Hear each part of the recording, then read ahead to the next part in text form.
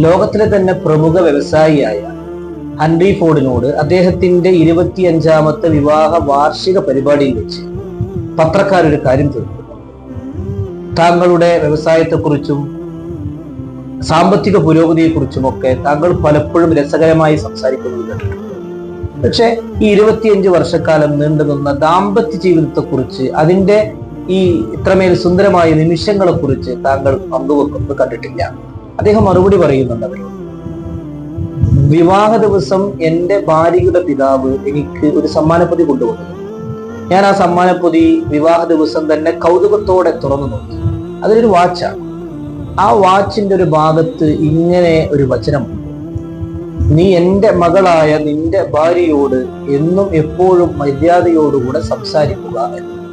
ആ വാക്കിനെ എൻ്റെ വാക്കുകളിൽ നിന്നും ഞാൻ സൂക്ഷിക്കലുണ്ട്.